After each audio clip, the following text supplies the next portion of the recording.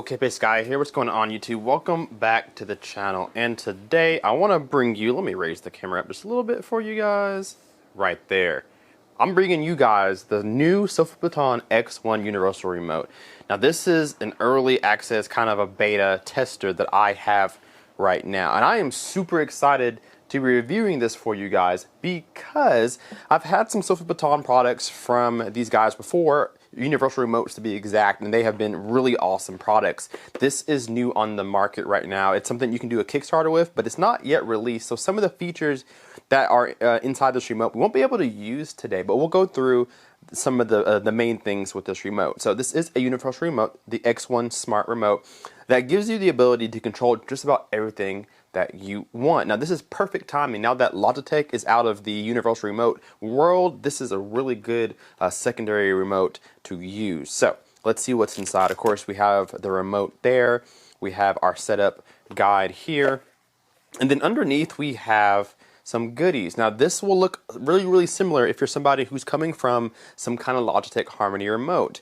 You have a hub with this, which you didn't have in previous versions of the Sofabaton. Now, you now have this in the X1.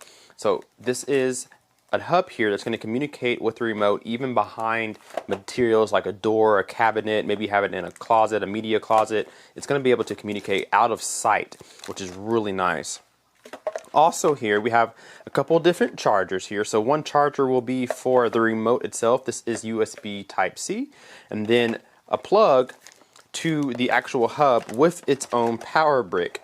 So there you go. Now you have those couple of utensils to power the hub itself. There's the charger there.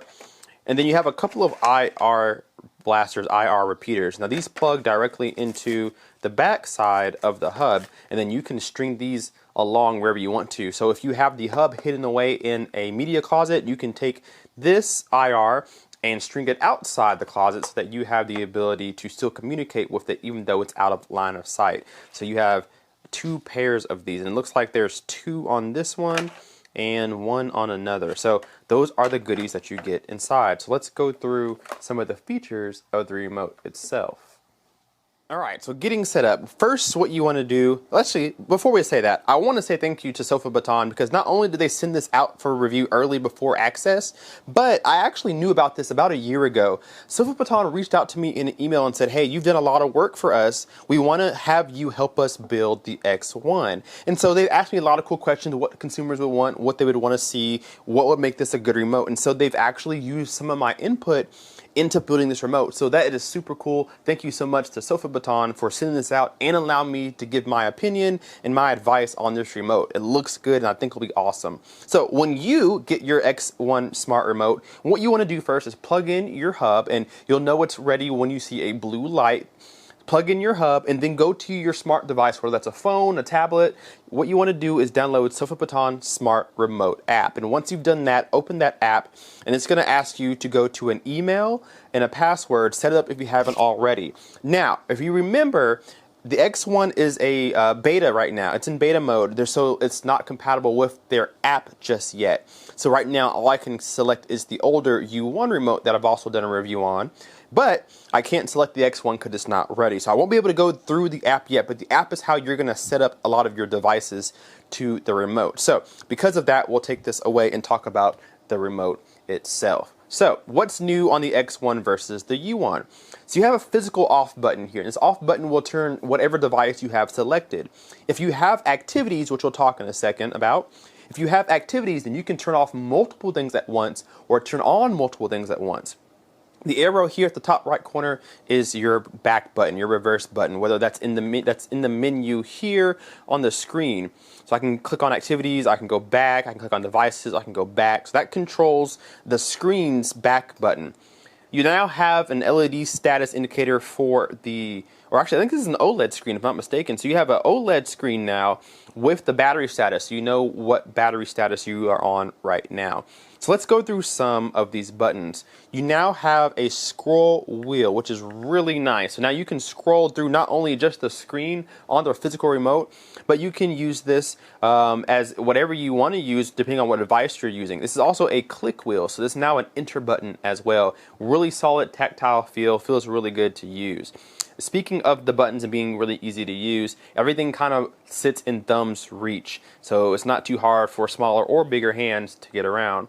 Now you have your click wheel up, down, left, and right. And this is going to control not only the remote and what you're doing, but control whatever function you're using. If you're watching a Blu-ray player, you want to press play or go back or stop. If you want to change inputs on a TV, whatever, you can do that right here from the remote. You have your reverse button, go back button, home button, menu button, volume up and down, mute, channel up and down, play, pause, fast forward, and rewind. And then you can set these buttons down here, orange, green, yellow, and blue, to kind of do what you want to. Some people will set them as like a Netflix button or maybe a Disney Plus button, or you can set it as a sound format button, maybe changing from Dolby Digital to Atmos or from Atmos to DTS:X. You can set these to do whatever you want to depending on what activity you're going to be using. Let's talk about the screen itself and what's in that screen. So starting with the top, you now have the abilities to do activities. You did not have the chance to do that on the U1, but the X1 now gives you activities, and this is really nice. Activities allows you to control multiple devices and how they command at one time. So let's say I have a Blu-ray player, I have a TV, and I have a receiver, and I want to turn all those on with a click of a button. Well, I can set that as an activity. So if I come home from a long day's work and I go to my Sofabaton, hit activities, I can now set that to turn on the receiver, turn on the TV, and turn on the Blu-ray player, and I can set it to a certain input so it's all ready to go. So that's really nice to see. I can also turn off all of those activities at once as well. So I can control multiple things with one click of a button. Now, what's also cool with activities is activities lets you control respective receivers or TVs or Blu-ray players as needed. So I can set my volume button to control my receiver, but I can control my Blu-ray player with the click wheel, and then I can turn my TV to blah, blah, blah. So you can do everything you want to at once without having to go to that separate device. You can control everything from one command, which is really, really nice. Now underneath you have devices.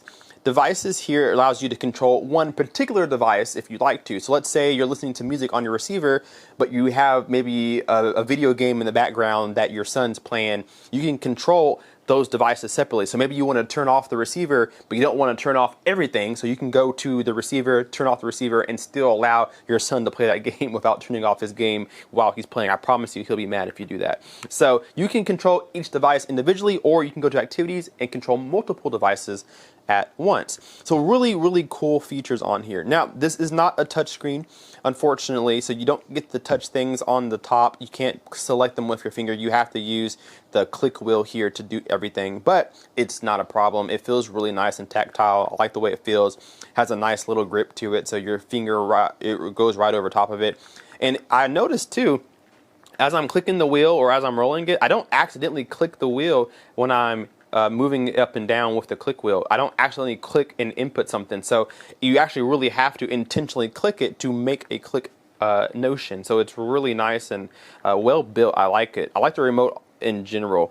I like that it uses USB Type-C to charge, so it's quick charge, it's convenient, and most people have USB Type-C cables lying around everywhere. So really, really nice remote. I'm excited for this, guys. I can't wait for this to come out of beta mode. As soon as it does, I will be right back into this review on it. We'll go through the app and we'll get it set up, because as you can see, there's quite a bit of things that this remote can do, like Xfinity, DirecTV, Roku, TiVo, NVIDIA Shields.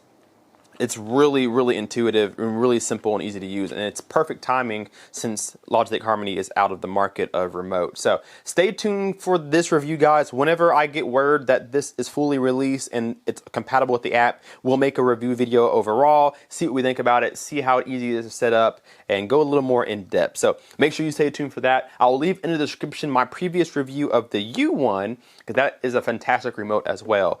So I'll leave a description down below for that, and then of course stay tuned for this review when it comes out later on, hopefully next month. We will see you guys in the next video. K-Pace Guy out. Peace.